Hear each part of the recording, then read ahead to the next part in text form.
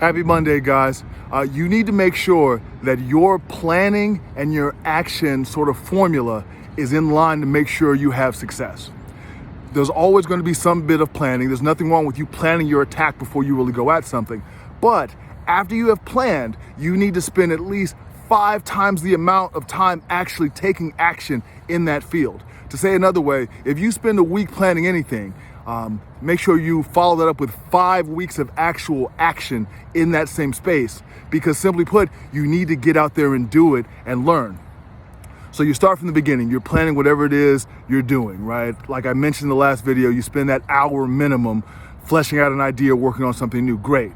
After that, you need to go out and get it up on its feet and get some actual real world feedback and see where you're at. And after that feedback, you can go back and you can plan again and make adjustments based on the feedback, which is also great. But after you've gotten feedback, gone back to the drawing board, as they say, and planned again, then it needs to be followed by, at the minimum, 5 times more of the action as far as the planning, the research. Watching videos are great. Books are fantastic. Strategy sessions, awesome, always important. Speaking with your mentors, all that stuff is very, very important. However, none of that takes away from action. None of that replaces or supersedes action. It's really always about the actions you're taking.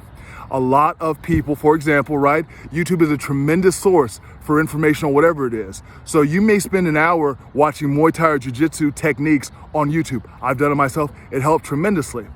After you spend that hour, spend 5 hours in the gym actually executing that stuff, training, working, refining the moves, falling on your face, messing up, getting submitted, getting swept, whatever it is.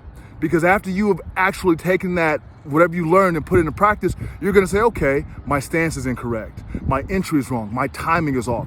You need real world feedback to help. And then you go back to the drawing board again. Maybe you watch that video again. Maybe you write down your notes. Maybe you review the training sessions of the video of your own training sessions. Whatever it is, you go back, you plan, you research, and then you get back to at least 5 times the amount of action. I'm sure there are more successful people who do 10 to 1, as far as 10 times the action for one time of planning.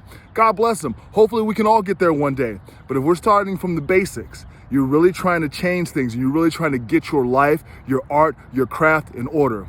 For every 1 hour, 1 day, 1 week, 1 month you plan and research something, that needs to be immediately followed up with 5 times that in terms of real world practical action. It's the only way you're gonna get anywhere, guys. The research is great, but sometimes we fall into the research and planning so much that we're really low-key procrastinating, right? People get caught in what's called the perfection syndrome. It has to be perfect. I can't do it. I'm gonna keep reading and studying. No, the real reason is you're afraid to fail. And if there's one thing I can help hopefully impress upon you guys this year, don't be afraid to fail, guys. It's gonna happen anyway. As long as you don't die, you'll be okay. Because you will learn about where you stand, you'll get real world feedback like I mentioned, and then you can go back to the drawing board, make adjustments, and then try it again and again. This goes for anything, guys. You're planning, you should always have 5 times the amount of action after your planning. That's it. So have a good day.